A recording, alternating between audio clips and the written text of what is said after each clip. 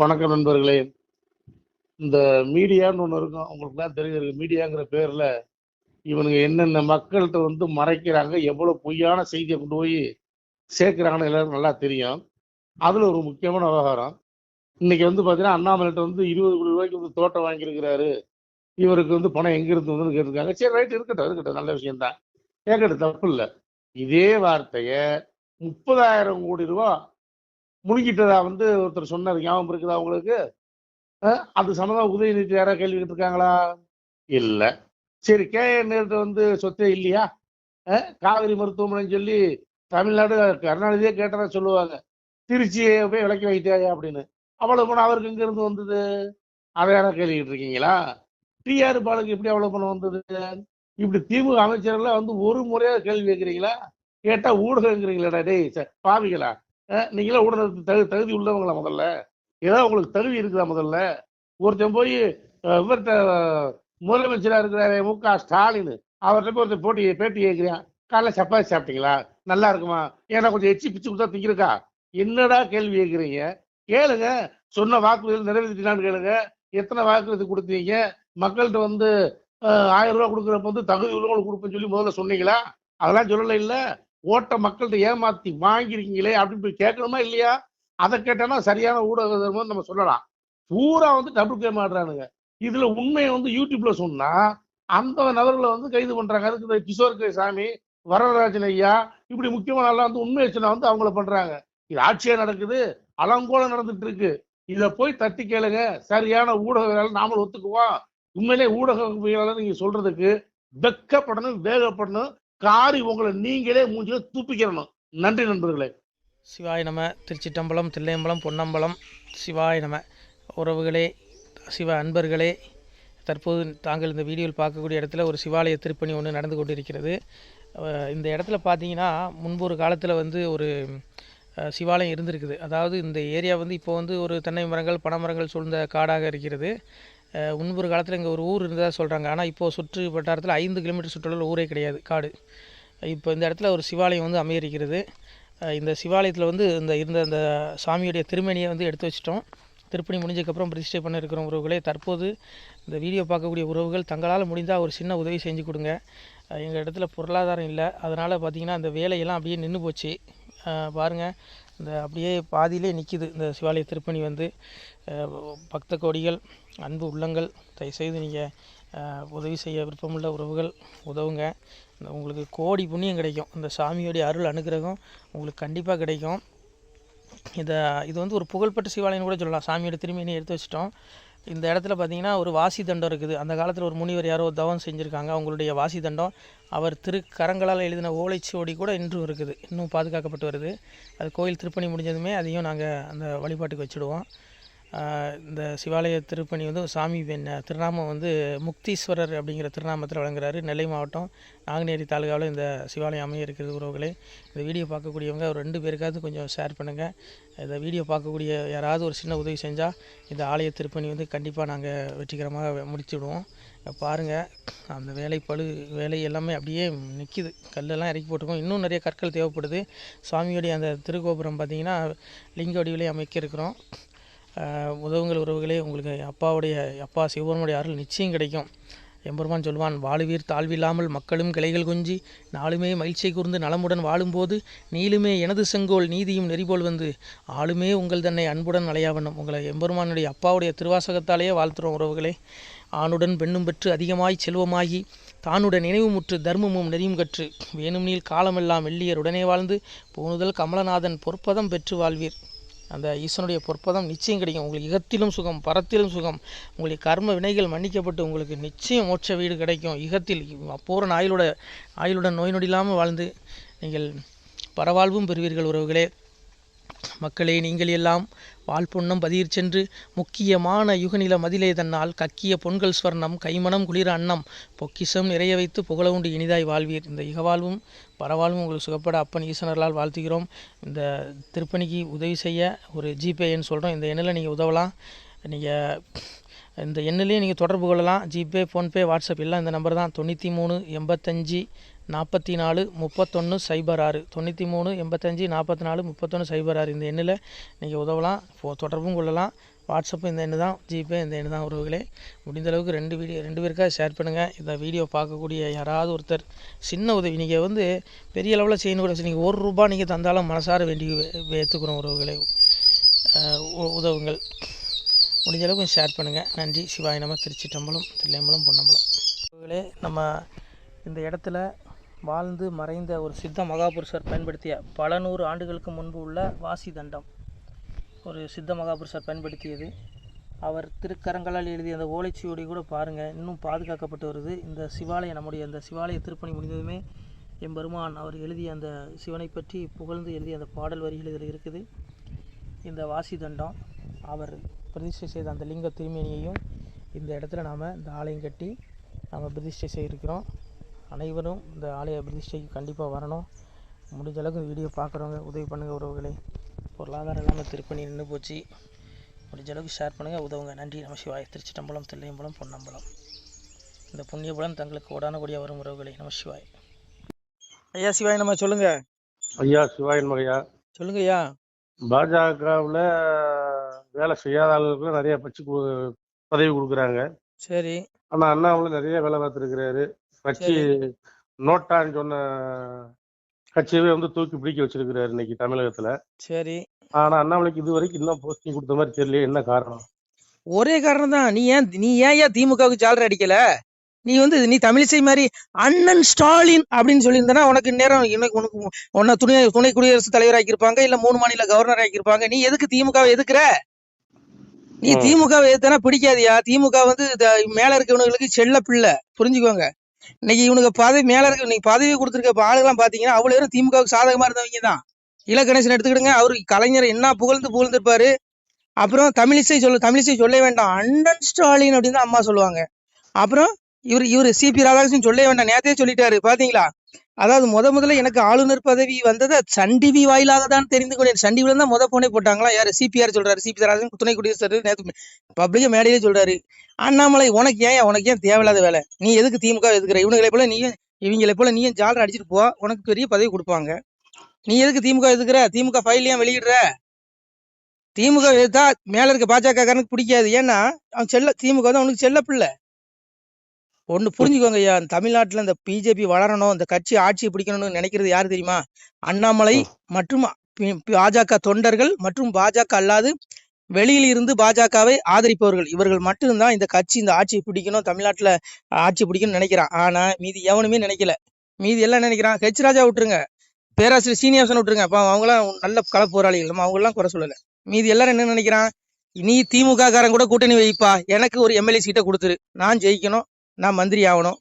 இதுதான் இவனுடைய எண்ணமா இருக்கு. பதவிக்காக தான் ஒட்டிட்டு இருக்கானுங்க.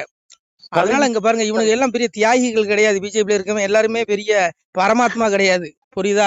1ஆம் நம்பர் சுயநலவாதிகள். திமுக காரன் கூட பரவாயில்லன்னு சொல்லலாம், அந்த அளவுக்கு ஆயிடும் ஒன்னும் பாத்தீங்கன்னா. அதனால அங்க பாருங்க, அண்ணாமலைக்கு பதவி கொடுக்காதது காரணம் ஒன்றுதான். இந்த ஆளு திமுக எதுக்காரு? இவங்களை போல நீயும் திமுக ஆதரி, உனக்கு நாளைக்கே பெரிய பதவி கிடைக்கும். நாளைக்கே மோடி வந்து பதவி விலகிட்டு பிரதமரா நீ இருந்துக்கிட்டு கூட சொல்லிடுவாரு, புரிஞ்சுக்கோங்க, அந்த அளவுக்கு இருக்கும். ஆனா அங்க பாருங்க, இவனுக்கு எப்படி தெரியுமா? இவனுக்கு எல்லாம் ஒண்ணு குடிக்குவான். அந்த பெரிய பெரிய தலைவர்கள் எல்லாம் திமுக, கம்யூனிஸ்ட் எல்லா கட்சிக்காரன் கூட ஒரு கல்யாணம் கட்சினாலும் சேர்ந்துக்குவான். ஏதாவது ஒரு மரணம் நடந்துட்டு அதுலயுமே ஒண்ணு குடிக்குவான். நல்லா அவனுக்குள்ள நல்லா ஒன்னாதான் ஒற்றுமையா தான் இருக்கான். ஆனா கீழே இருக்க தொண்டர்கள் உங்களை போல என்ன போல இந்த விசுவாசிகள் இவனுங்களை கொம்பு சீவி விடுவான். இவனுங்க திமுக கூட பகையாவே வச்சிருப்பான், புரியுதா உங்களுக்கு? இந்த பாருங்க, இந்த அரசியல்வாதி பயல்கள் எவனையுமே நம்பாதுங்க. இங்க எவனும் பரமாத்மா கிடையாது, புரிஞ்சுக்கோங்க. நீங்க பார்க்க வேண்டியது நம்ம அப்பா சிவனை மட்டும் தான் பார்க்கணும். இங்க பாருங்க, இந்த அரச பதவிங்கிறது ஒரு மாயை. இவனுக்கெல்லாம் அந்த பதவி வெறி பிடிச்சு திரியிறானுங்க. நம்ம அடைய வேண்டிய ஒரே பதவி அப்பாவை தேடி சிவலோக பதவி. உனக்கு அதான் சொல்றேன், 800 யுகம் இருந்தும் எய்தாத வீடு பெற வெந்நீர் பூசி விளங்குவதும் எக்காலம், அவவேடம் பூண்டு இங்கு அலைந்து மிக தெரியாமல் சிவவேடம் பூண்டு சிறந்திருப்பது எக்காலங்கிறான். அவவேடம் என்ன தெரியுமா? இங்க கிடைக்கிற பதவி, புகழ், மாயை அப்படிங்கிற அந்த போதை. இந்த அவவேடம் இந்த வெறியில விழாம ₹1 திருநீர் பாயிட்டு சிவசிவான்னு 3 கோடு போட்டா 800 யுகங்கள். கேக்குறீங்களா இல்லையா? ஹலோ, சொல்லுங்க. அப்படி அங்க பேசிட்டு இருக்கீங்க. 800 யுகங்கள் நீ தவம் இருந்தாலும் கிடைக்காத பதவி உனக்கு 3 கோடு சிவசிவான்னு போட்டா கிடைக்குங்கிறான். அவ்வளவு பெரிய உயர்ந்த பதவி சிவலோக பதவி தான். நான்லாம் அதை தான் தேடிட்டு இருக்கேன், எங்க அப்பாவை தேடி. இந்த பதவி இதெல்லாம் போதைங்க, இது பெரிய போதை. அவன் நாற்காலிக்காக இங்க பாருங்க கமலாலயத்துல ஃபெவிக்கால் போட்டு ஒட்டிட்டு உட்காந்துருக்கான். அவன் எழுந்துச்சு போனா சேரையும் தூக்கிட்டு தான் போவான். ஏன்னா அவன் பதவி பெறக்கூடாது. அந்த அளவுக்கு ஒட்டிக்கிட்டே இருக்கும். அவன் எழும்புனா அவன் மட்டும் எழும்ப மாட்டான். அவன் நாற்காலியும் பின்னாடி ஒட்டிட்டு இருக்கும். அப்படியே நடக்கும்போது நாற்காலியும் பின்னாடி வரும். அந்த மாதிரி இருக்கானுங்க பதவி வெறிங்க இவனுங்கெல்லாம்.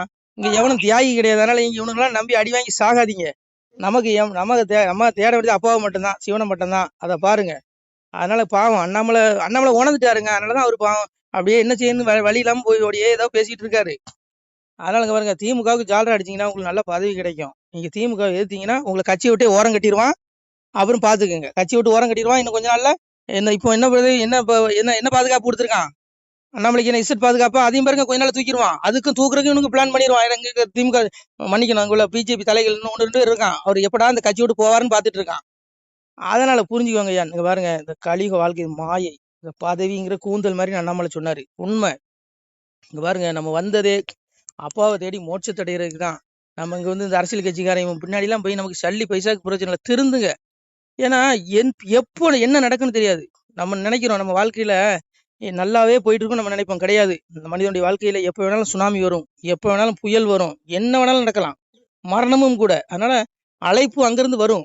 நம்ம அதுக்குள்ள அப்பாவை தேடி மோட்சத்துக்கு போனோம். அதான் அப்பா சொன்னார், அச்சு தேரு ஓடியும் முன்னே ஆண்டி வேலை செய்திடுங்கண்ணா. இந்த உடம்பு தேர்ந்து அச்சு உடஞ்சி மண்ணுக்குள்ள பிறகு ஆண்டி என்ன வேலை செய்வான்? ஆண்டி மோட்சத்துக்கு உண்டான வழியை தேடுவான். அதை தேடுங்கன்னு தான் பகவான் சொல்றான். நீங்க அதை விட்டுட்டு இவன் பதவி வந்துருவானா அவன் பதவி வந்துருவாங்க பாருங்க, இதெல்லாம் மாயைங்க. பதவிங்கிறது மிகப்பெரிய போதை. இதுல விழுந்தவன் எவனும் எழும்பவே மாட்டான். அவன் நரகம்தான் அவனுக்கு. புரியுதா உங்களுக்கு? அதனால அண்ணாமலை வந்து சிங்கங்க.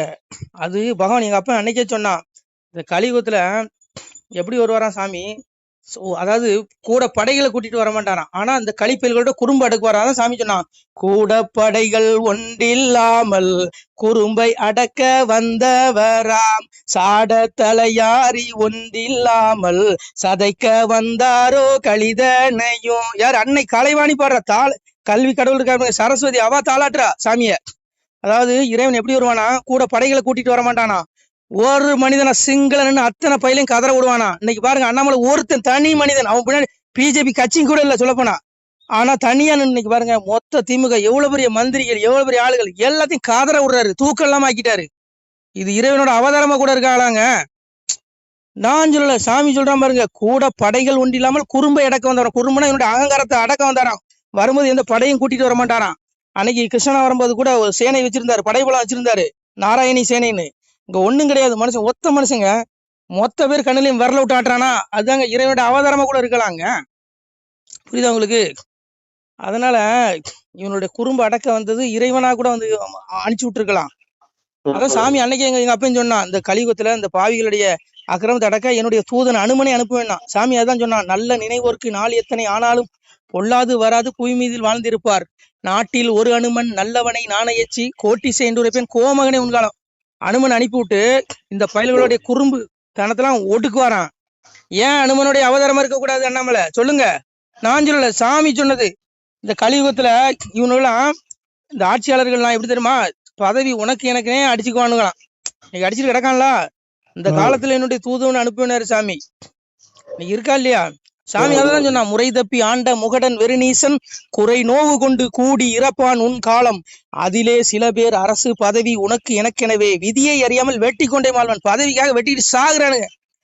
சட்டசபைக்குள்ள அடிச்சுக்கிறான், சண்டை போட்டுக்கிறான், பார்லிமெண்ட்ல டேபிள் போட்டு உடைக்கிறான். என்னையா இது?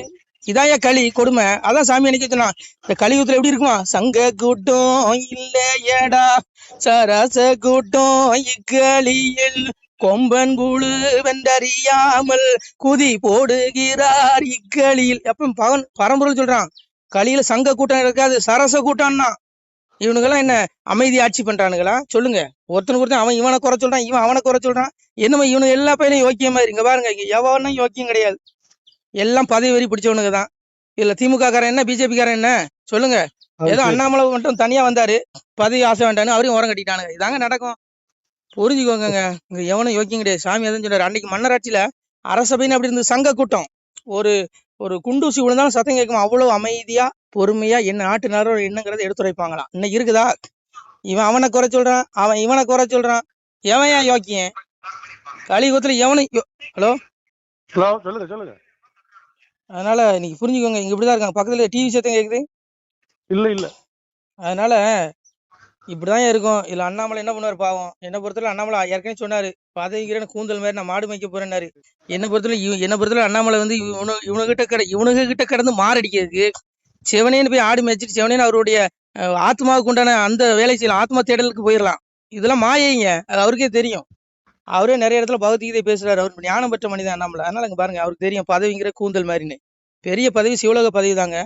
எங்க அப்பனுடைய வைகுண்ட பதவி தாங்க. அதான் எங்க அப்பன் சொன்னான், பாக்கியம் கொடுப்போம் நாமும் பலனுடன் வாழுவோர்க்கு நோக்கிய கருணையுண்டாம் நோயிலாதிருந்து வாழ்வார். தாக்கிய வாசகத்தின் தன்மையை நம்புவோர்க்கு பாக்கிய வைகுண்ட வீடு வந்தவர் வாழ்வார் தாமே. 14 உலகம் அழியும், வைகுண்டம் அழியாது. ஏன்னா நித்திய உலகம் அதான், ஆத்ம உலகம். அங்க போனாதான் இந்த வைகுண்ட வீட்டுக்கு போனாதான் நித்திய வீடு. அந்த வீட்டுக்கு போனா அந்த ஆத்மா உயிரடையும், பேரானந்த நிலை அடையும், மீண்டும் பூமிக்கு திரும்பி வராது, 84 லட்சம் பிறவி எடுத்து சாகாது. அதை தேடிக்கோ. அதான் சாமி சொன்னா, பாக்கியம் கொடுக்கும் பலனுடன் வாழ்வருக்கு நோக்கிய கரையுடன் நோயே வராது. எங்க அப்பாவுடைய திருவாசகத்தை கேட்டா நோயே வராதுங்க. அதான் சாமியை சொல்றாரு, தினமொரு நேரம் எந்தன் திருமொழி அதனை கேட்டால் பனிவெள்ளம் போலே பாவம் பறந்திடும் நிசமே சொன்னோம். கனிமொழி சோதி வாக்கும் கையெழுத்தாதி நோக்கும் துணிவுடன் கேட்டோருற்றோர் தொலைத்தனர் பிறவிதானே. உன் பிறவி தொலைஞ்சிரும். நீ சிவன் கோயில போய் உருண்டு கும்பிடாண்டான், பெருமாள் கோயில போய் புரண்டு கும்பிடாண்டான். எங்க அப்பாவுடைய திருவாசகத்தை உனக்கு பாட நேரலையா விட்டு காதுல கேளு. தினம் ஒரு நேரம் ஒரு திருமொழியை காதுல கேட்டாலே உன் பாவங்கள் மன்னித்து உனக்கு நித்திய வீடு, உனக்கு ஆத்ம விடுதலை கிடைச்சிடும், பெரிய விடுதலை. நீ இந்த இறப்புக்குரிய மண்ணுலகில இருந்து விடுபட்டுருவ. உனக்கு துன்பத்திலிருந்து விடுபட்டு பேரானந்த நிலைக்கு உன்னுடைய ஆத்மா எடுக்கப்படும். இல்லைன்னா நரகத்துல வந்து சாவுவீங்கடா சாமி சொல்றான். அதனால இங்க பாருங்க, இங்க வந்து மிக உயர்ந்த பதவி சிவலோக பதவி வைகுண்ட பதவி தான். பிரதமர் பதவி கிடையாது. பிரதமர் பதவி போதை. அது வந்து எப்படின்னா, இந்த பதவி வெறி, அந்த நாற்காலி பிடிக்கணுங்கிற போதை வந்துடும். யாரா இருந்தாலும் சரி, நானா இருந்தாலும் நீங்க போதை வந்துடும். சிஎம் பதவி அது அதை விட, மந்திரி பதவி அதை விட, எம்எல்ஏ பதவி அதை விட, கவுன்சிலர் பதவிக்கு அடிச்சுக்கிறாயா, பதவி வெறியா. இதெல்லாம் மாயை, பெரிய போதையை விட மோசமான வெறி பதவி வெறி. இந்த வெறியெல்லாம் விடணும். இந்த வெறியெல்லாம் விட்டு தொலைஞ்சிட்டு அப்பாவை தேடுங்க, உங்களுக்கு மோட்சம் கிடைக்கும். நம்ம பிறந்ததே மனித பிறவி எடுத்தது அரிய வாய்ப்பு.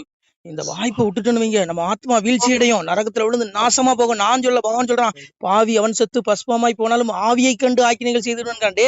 நீ 1000 கோடி ஊழல் பண்ணிடலாம், உன்னுடைய உடல் தாண்டா எரிக்கப்படும், உலகமே இருந்தாலும் ஆத்மா அழியாது. அந்த ஆவியாகி அந்த ஆத்மாவை நான் நரகத்துல நடு கேட்பேன், ஆக்கினை உண்டு துன்பம் உண்டுங்கிறான். துடிக்கும் பொருளும் என்ன கொப்பரையில போடுவான், புழு நிறைந்த கடல்ல போடுவேங்கிறான். சாமியா தான் சொன்னான், வையகத்தில் கொலை களவு மாது சூது பிறன் மோகம் செய்யாத தீவினைகள் செய்த பேர்கள் உண்டுமானால் அகில கிடங்கில் வாழுகின்ற ஆளி புழுக்கு இறையாவீர். முன்கணக்கும் பின்கணக்கும் முதல் கணக்கும் நான் கொடுத்து கணக்கை எறிந்து விட்டேன், கனகவழி துரத்தி விட்டேன், வாழும் பள்ளி மேல வாசல் ஒன்றை அடைத்து விட்டேன், பட்டம் தனை ஏறுத்து அவர்களை பாராச்சிறை வைத்திடுவன். யார் அப்பா சொல்றான், சிவபெருமான் சொல்றான். இந்த படுபாவிகளை, இந்த ஊழல்வாதிகளை, இந்த அரசியல்வாதிகளை, இந்த படுவாளி எந்த கணக்கும் பார்க்க மாட்டேன். எமன் பிடிச்ச சிங்காசனத்துக்கு முன்னாடி நிறுத்துமா, இடத்து கையில பிடிச்சி இந்த நாய்களை தூக்கி அப்படியே நரக வாயில வீசிட்டு கதவு மூடுவேங்கிறான். இவனுக்கு எவனும் தப்ப முடியாதுங்க. இதுல அண்ணாமலைக்கு இந்த பதவியே வேண்டாம் நான் சொன்னேன். இதுல அரச பதவி பெரும் ஏங்க, இது மோகங்க. இந்த பதவியே வேண்டாங்க. நீ பிச்சைக்காரனா கூட வாழ்ந்துடலாங்க, கோடீஸ்வரன் வாழ் நினைக்காதீங்க. தயவுசெய்து இந்த பதவி வெறி பிடிச்சி தப்பா நினைச்சுக்காதீங்க. ஆத்மாவை இழந்தீங்கன்னா 84 லட்சம் பிறவி ரஜசி பிள்ளையும் கத்வா கர்மசிங் ஜாயதே ததா பிள்ளைங்க தமசி மூடி ஜாயதேங்க அசுர யோனி 84 லட்சம் பிறவி எடுத்து பிறந்து சாகணுங்க. ஒரு பிறவில இந்த மனித உடல்ல இந்த ஜீவாத்மா என்ன பாடுபடுது, ஒரு நாளைக்கு எவ்வளவு வேதனை அனுபவிக்குது. அப்போ நீ 84 லட்சம் பிறவி எடுத்து செத்தன்னா எவ்வளவு வலி. மரணங்கிறது பெரிய ரணங்க, இறப்புங்கிறது சாகுறவனுக்கு அந்த வழி தெரியும். எப்படி இழுத்துக்கிட்டு எப்படி சாவான் பாத்திருக்கீங்களா? அதனால எங்க தாத்தா சாகும்போது கண்ணிலே பாத்துருக்கீங்க, இழுத்து வதச்சி செத்தாரு. அந்த மாதிரி தானே நம்மளும் சாக போறோம். 84 ஒரு பிறவிக்கே எப்படின்னா 84 லட்சம் பிறவி எப்படி சாகணும். அதனால இந்த பிறப்புங்கிறது ஆத்மா விடுதலை அடையலைன்னா நீ பிறவிக்குள்ள வந்துருவ. அதனால அப்பாவை தேடு, உனக்கு மோட்சம் கொடுக்கறதுக்கு ரெடியா இருக்கான். பரமாத்மாவை தேடிக்கோ. இதெல்லாம் மாயங்க, இது அண்ணாமலைக்கே தெரியுங்க. அதனால இங்க பாருங்க, இங்க எவனுமே இங்க பிஜேபி காரன் எவனும் பரமாத்மா கிடையாது, புரிஞ்சுக்கோங்க. நானும் சேர்த்து, நானும் பிஜேபி காரன் தான். நமச்சிவாய. திருச்சிட்டம்பலம்.